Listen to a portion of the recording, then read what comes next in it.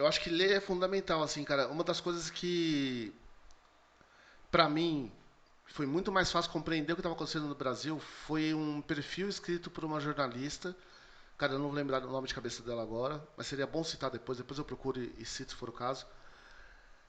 Que ela fez um perfil. Ela passou 6 meses com a Dilma e escreveu um perfil da Dilma. Quando eu li esse perfil, na revista Piauí, Uhum, ela fez um dela e um do Aécio, foi pré-campanha, eu acho.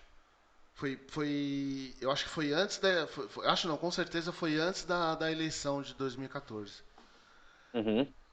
E ali, quando ela descreve como a Dilma tinha se isolado dentro do próprio partido, de que a única pessoa que tinha acesso a ela era o Manteiga, que eles estavam. Cara, eu não sou versado em economia, eu não gosto de falar muito de economia, porque realmente eu não entendo tanto assim, mas me parece que o keynesianismo que eles estavam impondo naquele momento ali de fornecer crédito a rodo para aquilo já não era mais sustentável e precisavam ser revistas algumas coisas ali. E ela foi teimosa numa parada e além de tudo isso, você compreende que é um ser humano que veio, que sofreu na ditadura com tortura, tá ligado? Uma pessoa que não comprometeu os ideais dela desde uma época onde viver era muito mais difícil. E quando essa pessoa chega a ser presidente do Brasil, cara, é óbvio que ela não ia se comprometer com ninguém, tá ligado? E aí isso, Sim. eu acho que pra mim foi a compreensão mais importante do cenário político brasileiro, de que Uhum. não existe governar sem se comprometer, tá ligado? Ela foi a única presidente que tomou impeachment, presidenta, que tomou impeachment, por não ser corrupta, velho. Isso é muito louco você parar pra pensar, mano. Eu consigo ver, porque eu também não entro muito. Se tem uma coisa que eu. O meu entendimento de economia, ele é básico do básico, tá? Então, assim, o meu entendimento de economia é o que eu preciso saber para a universidade Uhum. e o que eu vou lendo de gente que fala sobre economia, tá? Então, assim, para ser bem, para que todo mundo entenda o meu nível de entendimento de economia, já sei mais do que o Paulo Guedes, por exemplo, porque ele sabe pouquíssimo, só para que todo mundo entenda, tá? Nunca me venderam esse papo de Paulo Guedes que entende de economia, tá? E entende de economia no Chile de décadas e décadas atrás, só se for. Mas voltando, só sobre o papo da Dilma, eu acho que ela faz parte de um processo que inclusive eu ouvi o Augusto de Arruda Botelho, porque ele está escrevendo um livro sobre isso, se não me falha a memória, eu não sei o nome, porque eu não sei nem se tem nome, na verdade, ainda, mas ele fala sobre um processo que o país vem passando, primeiro, criminalização de um partido específico, Sim. tá? E aí, tudo que eu tô falando aqui não é a minha opinião, eu não estou dizendo que alguém não fez alguma coisa, que alguém do partido não recebeu dinheiro, porque não existe a possibilidade de alguém entregar milhões e milhões e milhões de reais se não recebeu esses milhões e milhões de reais, como aconteceu com algumas pessoas do partido. No caso aqui, eu estou falando do PT. Uhum. Não existe essa possibilidade. Mas o meu papel aqui não é dizer tal pessoa fez isso, tal pessoa fez aquilo. Eu estou pegando a análise que ele fez, tá? E criminalização de um partido específico quando começa no mensalão.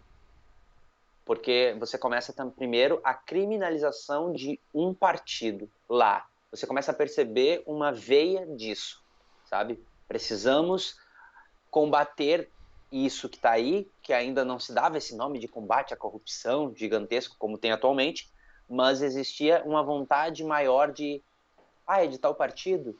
Ok, vamos dar uma olhada melhor nisso. Começa lá. Uhum. A gente avança um pouco e a gente começa a perceber a criminalização da política. Você percebe como isso vai se ampliando de um partido, isso passou para a política no geral. E quando você pega a política no geral, você tem que puxar essa criminalização do partido também, que se amplia.